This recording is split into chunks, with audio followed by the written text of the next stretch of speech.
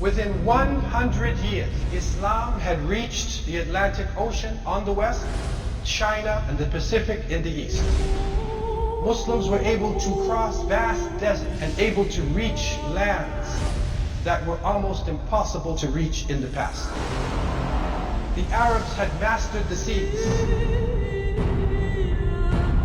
Did Africa have great civilization? So we will go on the first hijrah to Ethiopia. We cross the Sahara, go into the desert, and we follow the caravans across the Sahara Desert. I brought with me actual journey into Ethiopia to show you what Ethiopia looks like today. Even we found the grave of Najashi. Was it the first time that human beings reached the Americas? And we will follow the journeys of Muslims before Columbus into America and show that African people who were taken as political prisoners and slaves, over 30% of them were Muslim. Many of them were ulama. I continued on and I asked about the Moors and the Saracens. And following the Muslims in Andalusia, what was their experiences? What was the lessons we get out of their experiences? It's amazing the achievements the Muslims have actually made. I'm going to challenge everything you stand on. And I'm going to challenge you even in your identity of yourself. That is the sunrise that we want to experience in these few moments in the Western sunrise. Sheikh Fahim was linking now the concept of Maroons, the Maroon people, with a strong tribe known in Gambia. This is interesting because the definition that came to us, and I had the opportunity to visit the Maroon settlements in Jamaica. I was there for 4 years. And the Maroons, basically in Jamaica, were known as, it is said that the word comes from cimarrones, which is a Spanish word for wild horse. Because when the Spanish came, these people were so resilient that they resisted slavery, went into the interior, and the Spanish couldn't get them out. They left them alone. The French came along, left them alone. British came, left them alone. But the British had a plan, because they're very crafty. So they made a treaty. They made a treaty. And in that treaty, they turned the Maroons against other people of African descent. And people who know Jamaican history will know that negative side of the existence.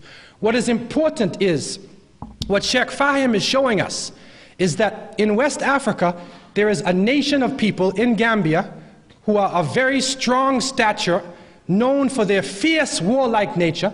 All of them are Muslims, and their name is Maroons. This is serious. This is serious. Because this would link us now, in the name, directly to a nation in West Africa. And research is being done right now to look into the records to see whether this definition really was this so-called Spanish word cimarrones, or actually was it a terminology that had come from an African language that was trying to be covered up by the colonial powers. What is important is that Muslims were resisting slavery. And you find in America, you will find the story of Ayub ibn Sulaiman, who was in Georgia. You find Abdurrahman in Mississippi. You will find Saleh Bilali Muhammad in the Gula Islands. You will find Muslims very strong within African American culture. In mainland United States, the presence is very strong. And it is probably that same spirit of resistance that was passed on from family to family, from generation to generation, that is coming to the surface today within African American society in the name of Islam.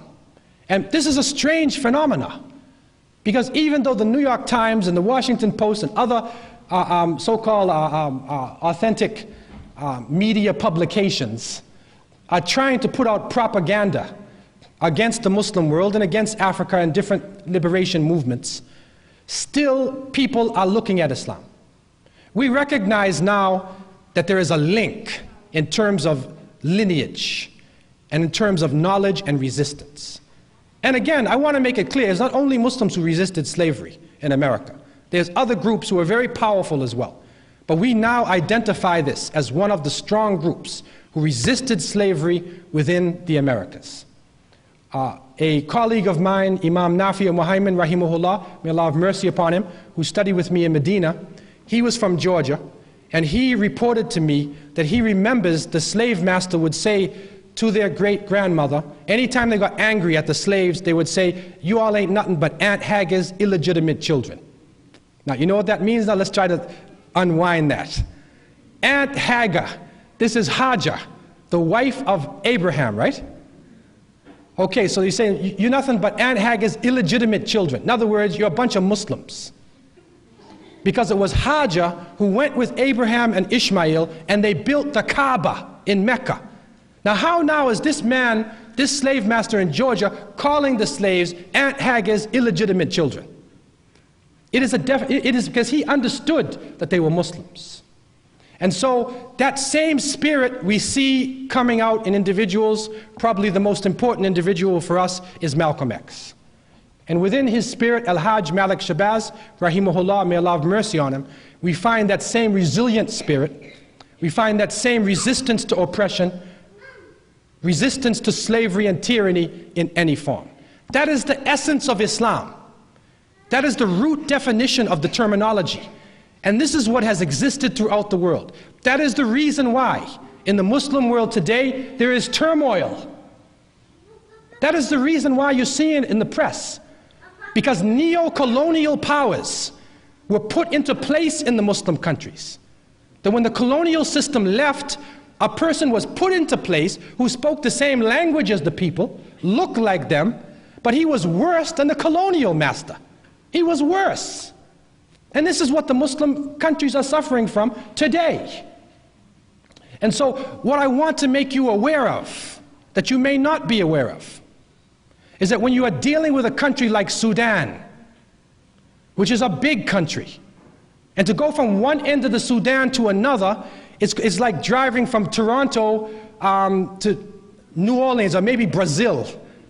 The place is big. I mean, when I would drive from Kano, just to get from Kano to Sokoto, those of you who know northern Nigeria, it's like you're driving forever.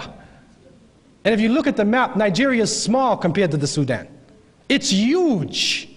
So to try to lump everybody together in one little group, to try to blame one group in Khartoum for something that goes on in another part of the Sudan, you don't understand the country.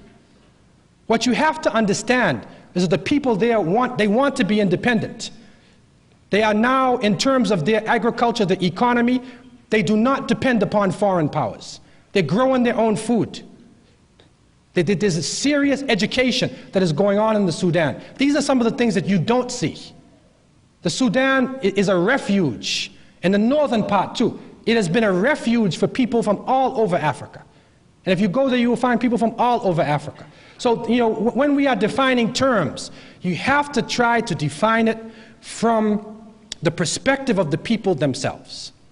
I am not here today to cover up any exploiter, any oppressor who in the name of Islam or Christianity or nationalism or whatever it is, oppresses people. I'm not covering them up, and I'm not making an excuse for them.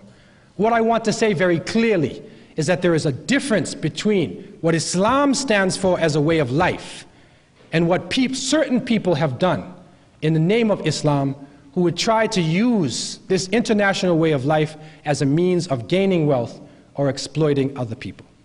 I want to close this phase of our discussion tonight at this point. I've been talking for a while, and you know, I'd like to get some feedback, inshallah, from you. And I want to thank you for your patience so far, and I pray that the rest of our evening would be a source of peace and understanding. And I leave you at this point in peace by saying Assalamu alaikum wa rahmatullah.